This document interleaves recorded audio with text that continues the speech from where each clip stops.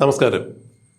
CPM-നും CPM-ന്റെ തലമുതിർന്ന നേതാക്കൾക്കും ഇത് കഷ്ടകാലം തന്നെയാണ്. അതുകൊണ്ട് തന്നെയാണല്ലോ 2026-ൽ അവർ നിർമൂലനാശമായ രീതിയിലേക്ക് തെരഞ്ഞെടുപ്പിൽ പരാജയപ്പെട്ടത് 35 സീറ്റിലേക്ക് ഒതുങ്ങിയത്.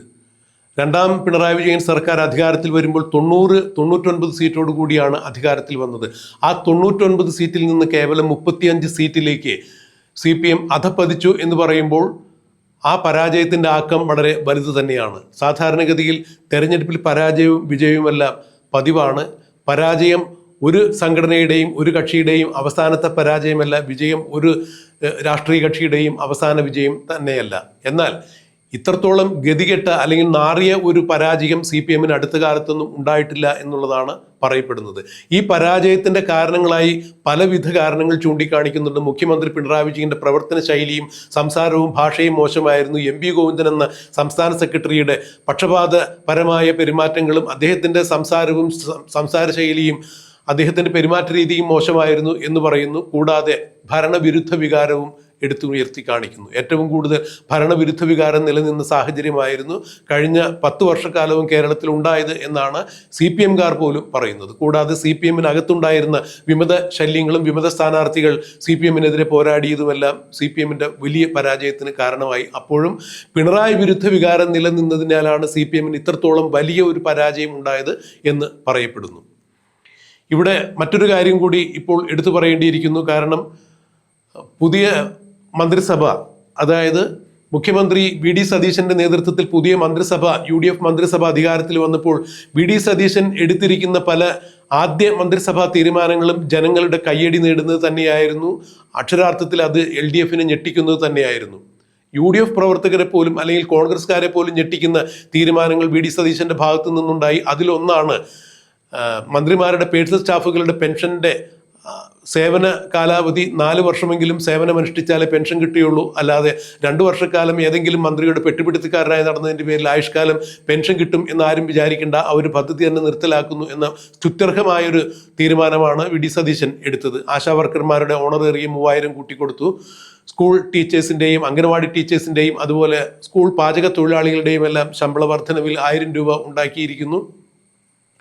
മാത്രമല്ല പാർട്ടി തലത്തിൽ നവകേരള സദസ്സ് എന്ന് പറഞ്ഞൊരു പരിപാടി പിണറായി വിജയൻ മുഖ്യമന്ത്രിയായിരുന്നപ്പോൾ നടത്തിയപ്പോൾ ഏറ്റവും കൂടുതൽ അതിൻ്റെ ദുരന്ത ഫലങ്ങൾ അനുഭവിച്ചത് യൂത്ത് കോൺഗ്രസ്സുകാരായ ആളുകൾ തന്നെയാണ്.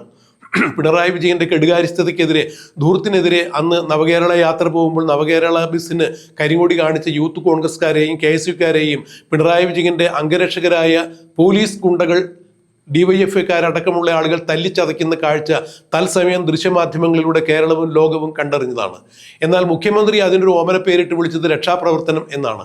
അന്ന് രക്ഷാപ്രവർത്തനം നടത്തിയ മുഖ്യമന്ത്രിയുടെ ഗൺമാന്മാർ ഉൾപ്പെടെയുള്ള ആളുകൾക്ക് കൃത്യമായ നിയമ നടപടികൾക്ക് ഉത്തരവിട്ടുകൊണ്ട് മുഖ്യമന്ത്രി VD സതീശൻ തൻ്റെ ആദ്യത്തെ മന്ത്രിസഭാ യോഗത്തിൽ തീരുമാനമെടുത്തു എന്ന് പറയുമ്പോൾ അത് അക്ഷരാർത്ഥത്തിൽ പിണറായി വിജയൻ്റെ കരണത്തൊരു അടി കൊടുത്തുകൊണ്ട് തന്നെയാണ് മുഖ്യമന്ത്രി എന്ന രീതിയിൽ VD സതീശൻ തൻ്റെ ഔദ്യോഗിക ജീവിതം ആരംഭിച്ചത് എന്ന് വേണം പറയാൻ. മുൻ മുഖ്യമന്ത്രിയായ പിണറായി വിജയൻ നവകേരള യാത്ര നടത്തുമ്പോൾ നവകേരള യാത്ര നടത്തുന്ന വേദിയിൽ യൂത്ത് കോൺഗ്രസ്സുകാരും KSUക്കാരും ജനാധിപത്യപരമായ രീതിയിൽ കരിങ്കൊടി കാണിച്ച് പ്രതിഷേധിക്കാനുള്ള സ്വാതന്ത്ര്യം അവർക്കുണ്ട്. ആ സ്വാതന്ത്ര്യത്തിൻ്റെ അടിസ്ഥാനത്തിൽ കരിങ്കൊടി കാണിച്ചു. മുഖ്യമന്ത്രിയെ കരിങ്കൊടി കാണിച്ചാൽ അത് സഹിക്കാവുന്നതല്ല. മുഖ്യമന്ത്രി പോണ വഴിയിൽ ആന തന്നെ പോവുകയാണെങ്കിൽ ഒരുപക്ഷെ ആനക്കാരനെയും ആനയെയും അറസ്റ്റ് ചെയ്ത് കൊണ്ടുപോകാൻ പോലും ഉത്തരവിടുന്ന ഒരു സമയമായിരുന്നു അത്. ആ സമയത്ത് ആലപ്പുഴയിൽ മുഖ്യമന്ത്രിയുടെ ഈ നവകേരള യാത്ര കടന്നു പോകുമ്പോൾ ഇപ്പോൾ ആലപ്പുഴയിലെ MLA ആയി തിരഞ്ഞെടുക്കപ്പെട്ട MD തോമസ് അടക്കമുള്ള ആളുകളെ നവകേരള സദസ്സിൽ മുഖ്യമന്ത്രിയുടെ ഗൺമാന്മാർ അടിച്ച് ഒടിക്കുന്ന കാഴ്ച നമ്മൾ കണ്ടിരുന്നു. അതുപോലെ കാട്ടാക്കടയിൽ അൻസ് തോമസ് എന്ന് പറഞ്ഞ ഒരാളുടെ കാലും അടിച്ച് ഒടിക്കുന്നത് നമ്മൾ കണ്ടിട്ടുണ്ടായിരുന്നു. മുഖ്യമന്ത്രിയുടെ വാഹനവ്യൂഹം ഇയാളുടെ കാലിലൂടെ കയറി പോകുന്നതെല്ലാം പിന്നീട് ജനം കണ്ടതാണ്. അയാളുടെ കാലിൻ്റെ എല്ല് പൊട്ടി പുറത്തു വരുന്നത്. എന്നാൽ ഇതിനെല്ലാം കൃത്യമായി അന്വേഷണ റിപ്പോർട്ട് ഉണ്ടായിരുന്നിട്ടും ഇവർ കൊടുത്ത പരാതിയിന്മേൽ കോടതിയുടെ ഭാഗത്തു നിന്നും ഈ കേസ് അന്വേഷിക്കേണ്ടതാണ് എന്നുള്ള കൃത്യമായ റിപ്പോർട്ട് കിട്ടിയിട്ട് ആ റിപ്പോർട്ടെല്ലാം പൂഴ്ത്തി വയ്ക്കുകയായിരുന്നു ആഭ്യന്തര വകുപ്പ് മന്ത്രിയായ പിണറായി വിജയന്റെ കീഴിൽ അന്ന് പിണറായി വിജയനെ ഇരിക്കാൻ പറഞ്ഞാൽ നിൽക്കാൻ പറഞ്ഞാൽ ഇരിക്കുകയും ഇരിക്കാൻ പറഞ്ഞാൽ കിടക്കുകയും കിടക്കാൻ പറഞ്ഞാൽ ഉരുളുകയും ചെയ്യുന്ന ക്രമസമാധാന ചുമതലയുണ്ടായിരുന്ന ഒരു ADGP ഉണ്ടായിരുന്നു MR അജിത് കുമാർ. MR അജിത് കുമാറാണ് മുഖ്യമന്ത്രിക്ക് വേണ്ടി ഇത്രത്തോളം കാര്യങ്ങൾ ചെയ്തത്. നവകേരള യാത്ര പോകുമ്പോൾ മുഖ്യമന്ത്രിയുടെ ഗൺമാന്മാരായ ആളുകൾ വലിയ മുളവടി കൊണ്ടും അതുപോലെ തന്നെ കയ്യിൽ കിട്ടിയ ചെടിച്ചട്ടി കൊണ്ടുമെല്ലാം യൂത്ത് കോൺഗ്രസ് പ്രവർത്തകരെ, കരിങ്കൊടി കാണിച്ച പ്രവർത്തകരെ തലയ്ക്ക് ചെടിച്ചട്ടി കൊണ്ടും വിറ്റ് അടിച്ചു പൊട്ടിക്കുന്ന സന്ദർഭത്തിൽ അത്തരം കേസുകൾ ഇല്ലാതാക്കുന്നതിന് വേണ്ടി റിപ്പോർട്ടുകൾ മുക്കി കീറിയെറിഞ്ഞ് പുതിയ റിപ്പോർട്ടുകൾ എഴുതി ഉണ്ടാക്കിയ ADGP MR അജിത് കുമാറിനെതിരെ കൃത്യമായ രീതിയിൽ നടപടി കൈക്കൊള്ളുവാൻ വേണ്ടി ആഭ്യന്തര വകുപ്പ് മന്ത്രിയായ രമേശ് ചെന്നിത്തല ഇപ്പോൾ ഉത്തരവിട്ടിരിക്കുന്നു. എത്ര വലിയ ഉന്നതനായാലും നിയമം തെറ്റിച്ച ആളുകൾക്ക് യാതൊരു തരത്തിലുള്ള വിട്ടുവീഴ്ചയും ഈ സർക്കാരിന്റെ ഭാഗത്തു നിന്നും പ്രതീക്ഷിക്കേണ്ട എന്നാണ് പോലീസ് തല ഉന്നത യോഗം കഴിഞ്ഞതിന് ശേഷം മാധ്യമങ്ങളെ കണ്ടപ്പോൾ രമേശ് ചെന്നിത്തല വ്യക്തമാക്കിയത്. ആലപ്പുഴയിലെ MLA ആയ തോമസിനെതിരെ ഉണ്ടായ നവകേരള സദസ്സിലെ രക്ഷാപ്രവർത്തനത്തിനെതിരെ തോമസ് അന്നേ കൊടുത്തിരുന്ന പരാതിയിന്മേൽ കോടതി അന്വേഷണം ആവശ്യപ്പെട്ടുകൊണ്ട് സർക്കാരിന് ഒരു നോട്ടീസ് കൊടുത്തിട്ടുണ്ടായിരുന്നു. അത് മുഖ്യമന്ത്രി പിണറായി വിജയൻ ആഭ്യന്തര വകുപ്പ് മന്ത്രി കൂടിയായിരുന്നപ്പോൾ അത് പൂഴ്ത്തിവെച്ചു. അതിന് കൃത്യമായ റിപ്പോർട്ടുകൾ മാറ്റി എഴുതി ADGP MR അജിത് കുമാർ പുതിയ റിപ്പോർട്ട് ഉണ്ടാക്കി എന്നാണ് പറയുന്നത്. ഇതിലാണ് ഇപ്പോൾ MR അജിത് കുമാറിനെ പ്രോസിക്യൂട്ട് ചെയ്യുന്നതിന് ആവശ്യമായ നടപടികൾ ആരംഭിക്കുന്നതിന് ആഭ്യന്തര വകുപ്പ് ആരംഭിക്കുന്നത് അല്ലെങ്കിൽ നടപടികൾ എടുക്കുന്നത് എന്നാണ് അറിയാൻ കഴിയുന്നത്. മാത്രമല്ല, തൃശൂർ പൂരം കലക്കി സുരേഷ് ഗോപിയെ തൃശ്ശൂരിൽ നിന്ന് ജയിപ്പിക്കുന്നതിന് വേണ്ടി ADGP MR അജിത് കുമാർ പിണറായി വിജയന് വേണ്ടി ഇടപെട്ടു എന്നൊരു ആക്ഷേപം കൂടി ഉയർന്നു കേൾക്കുന്നുണ്ട്. RSSന്റെ ദേശീയ നേതാവായ ദത്താത്രേയ ഹൊസബുളയെ തൃശ്ശൂരിൽ ADGP MR അജിത് കുമാർ പോയി കണ്ടത് പിണറായി വിജയന്റെ മകൾ വീണ വിജയന്റെ കരിമണൽ കേസുമായി ബന്ധപ്പെട്ട് സീരിയസ് ബോർഡ് ഇൻവെസ്റ്റിഗേഷൻ ഓഫീസ് നടത്തുന്ന അന്വേഷണ പരിധിയിൽ നിന്നും മകളെ രക്ഷിച്ചെടുക്കുന്നതിന് വേണ്ടി RSSന്റെ ദേശീയ സെക്രട്ടറിയായ ഹൊസബുളയെ കാണാൻ വേണ്ടി പിണറായി വിജയനാണ് ADGPയെ ഹൊസബുളയുടെ അടുത്തേക്ക് പറഞ്ഞയച്ചത് എന്നാണ് പറയുന്നത്. രാജ്യം ഭരിക്കുന്ന പാർട്ടിയുടെ നേതാവിനെ കാണാൻ ഒരു സംസ്ഥാനത്തിന്റെ ADGP പോകുക എന്നതിൽ അസ്വാഭാവികമായി ഒന്നുമില്ല. എന്നാൽ എന്തുകൊണ്ടാണ് ഔദ്യോഗിക വാഹനം ഉപേക്ഷിച്ച് മറ്റൊരു സ്വകാര്യ വാഹനത്തിൽ ADGP ഹൊസബുളയെ പോയി കണ്ടത് എന്നുള്ളതാണ് ഇവിടെ ചർച്ചാ വിഷയമായിരുന്നത്. അന്ന് മാധ്യമങ്ങൾ അതെല്ലാം ചൂണ്ടിക്കാണിച്ചതാണ്. അവിടെയാണ് അതിൽ ഏറ്റവും വലിയ ട്വിസ്റ്റ് ഉണ്ടാക്കിയത്. സുരേഷ് ഗോപിയെ തൃശ്ശൂരിൽ നിന്ന് ജയിപ്പിച്ച് ഒരു ലോക്സഭാ സീറ്റ് കൊടുക്കുകയാണെങ്കിൽ മകളെ തൽക്കാലത്തേക്ക് സീരിയസ് ബോർഡ് ഇൻവെസ്റ്റിഗേഷൻ ഓഫീസിന്റെ അന്വേഷണത്തിൽ നിന്ന് രക്ഷപ്പെടുത്താം എന്നാണത്രേ അവർ തമ്മിൽ ഉണ്ടാക്കിയ കരാറ്. അതിനുവേണ്ടി ADGP MR Ajith Kumar Thrissur ACP ആയ അങ്കിത് അശോകനെ അത് ഏൽപ്പിക്കുന്നു. അങ്കിത് അശോകൻ അവിടെ ആനയ്ക്ക് പട്ട കൊടുക്കാൻ പോലും സമ്മതിക്കാതെ തൃശ്ശൂർ നഗരമായ തൃശ്ശൂർ പൂരനഗരി മുഴുവൻ ബാരിക്കേഡുകൾ ഉയർത്തി അടച്ചുകെട്ടി ജനങ്ങൾക്ക് അങ്ങോട്ടും ഇങ്ങോട്ടും പോകാൻ പാടില്ലാത്ത രീതിയിലാക്കി തൃശ്ശൂർ പൂരം അക്ഷരാർത്ഥത്തിൽ കലക്കി. ആ ഒരു സന്ദർഭത്തിൽ പാതിരയ്ക്ക് സുരേഷ് ഗോപിയെ ആംബുലൻസിലേക്ക് അവിടെ എത്തിക്കുന്നു. സുരേഷ് ഗോപി ഇടപെട്ട് പിന്നീട് പല ദേവസ്വങ്ങളും പോലീസുമാരുമായി സംസാരിച്ച് പ്രശ്നം രമ്യതയിലെത്തിക്കുന്നു.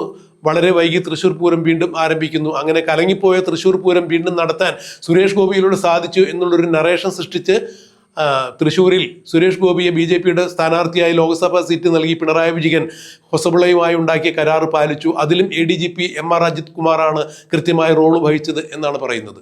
ഇതുപോലെ തന്നെയായിരുന്നു നയതന്ത്ര ബാഗേജ് വഴി നടന്ന സ്വർണ്ണക്കള്ളക്കടത്തിൽ മുഖ്യമന്ത്രിയുടെ ഓഫീസിന് പങ്കുണ്ട്. മുഖ്യമന്ത്രിയുടെ പ്രിൻസിപ്പൽ സെക്രട്ടറി ആയിരുന്ന അന്ന് N ശിവശങ്കരൻ തന്നെ ഈ വിഷയവുമായി കേസുമായി ബന്ധപ്പെട്ട് ജയിലിൽ കിടക്കുകയുണ്ടായി. നയതന്ത്ര ബാഗേജ് വഴി സ്വർണ്ണക്കള്ളക്കടത്ത് നടന്നു എന്ന് പറയുന്ന കോൺസുലേറ്റ് ജീവനക്കാരിയായ സ്വപ്ന സുരേഷിനെ രായ്മാനം അവരുടെ വീട്ടിൽ കയറി ചെന്ന് അവരുടെ സുഹൃത്തായ സജിത്തിനെയും സ്വപ്ന സുരേഷിനുമെല്ലാം കസ്റ്റഡിയിൽ എടുക്കുന്നതിന് വേണ്ടി അന്ന് അനധികൃതമായി ചരടുവലി നീക്കം നടത്തിയത് ADGP MR അജിത് കുമാർ ആയിരുന്നു എന്നൊരു ഭാഷ്യം കൂടിയുണ്ട്. കൂടാതെ കവടിയാർ കൊട്ടാരത്ത്, തിരുവനന്തപുരത്തിനടുത്ത് കവടിയാർ കൊട്ടാരത്തിനടുത്ത് കൊട്ടാര സദൃശമായ ഒരു മണിസൗധം ADGP MR അജിത് കുമാർ പണിയുന്നത് സ്വർണ്ണക്കള്ളക്കടത്തുകാരുമായി ഉണ്ടായ ബന്ധത്തിലൂടെ നേടിയ പണം കൊണ്ടാണ് എന്നാണ് നിലമ്പൂർ MLA ആയ PV അൻവർ, മുൻ നിലമ്പൂർ MLA ആയ PV അൻവർ ആരോപിച്ചത്. കേരളത്തിൽ 50 വർഷം DGPയോ ADGPയോ ആയിരുന്നാൽ പോലും കിട്ടാത്ത അത്ര പണമുണ്ട് ഈ ADGP MR അജിത് കുമാറിന്റെ കയ്യിൽ. അതുകൊണ്ട് തന്നെയാണ് അത്രയും വലിയ മണിസൗധം പണിയാൻ പണം കിട്ടിയത് എന്നൊക്കെയുള്ള ആക്ഷേപമാണ് അന്ന് PV അൻവർ ഉയർത്തിയത്. എന്തായാലും മുഖ്യമന്ത്രി പിണറായി വിജയന് വേണ്ടി വിടുപണി ചെയ്ത MR അജിത് കുമാറിനെതിരെയും ഇപ്പോൾ വകുപ്പ് തല നടപടികൾക്ക് ആഭ്യന്തര വകുപ്പ് മന്ത്രി ശുപാർശ ചെയ്തിരിക്കുന്നു എന്ന് പറയുമ്പോൾ മുഖ്യമന്ത്രി പിണറായി വിജയന് വേണ്ടി കൊള്ളരായ്മകളെല്ലാം ചെയ്ത് ADGP MR അജിത് കുമാറിന് ഇനി പോലീസിൽ നിന്ന് പെൻഷൻ വാങ്ങിയാലും അല്ലെ റിട്ടയർ ചെയ്താലും പെൻഷൻ പോലും വാങ്ങാൻ പറ്റാത്ത അവസ്ഥയിലേക്ക് കാര്യങ്ങൾ മാറിമറിയും എന്ന് രാഷ്ട്രീയ നിരീക്ഷകർ ചൂണ്ടിക്കാണിക്കുമ്പോൾ വി.ഡി. സതീശൻ എന്ന മുഖ്യമന്ത്രിയുടെ നേതൃത്വത്തിൽ അധികാരത്തിൽ വന്ന UDF സർക്കാർ കൃത്യമായി മുൻ പിണറായി വിജയൻ സർക്കാരിന് പണി കൊടുക്കുന്നു. പിണറായി വിജയൻ സർക്കാരിനോടൊപ്പം നിന്ന് ജനങ്ങളെ ദ്രോഹിച്ച പോലീസ് ഏമാന്മാർക്കും കൃത്യമായ പണി കൊടുക്കാൻ നിശ്ചയിച്ചിരിക്കുന്നു. അതിൻ്റെ ആദ്യപടി എന്നോണം തന്നെയാണ് ഇപ്പോൾ ADGP MR അജിത് കുമാർ സർക്കാരിനെതിരെ നിയമ നടപടികൾക്ക് ഒരുങ്ങുന്നു ആഭ്യന്തര മന്ത്രാലയം എന്നുള്ള വാർത്ത പുറത്തു വരുന്നത്. ഇനി ഈ വിഷയത്തിൽ എന്ത് നടക്കും എന്നുള്ളത് നമുക്ക് കണ്ടറിയാം, കാത്തിരിക്കാം.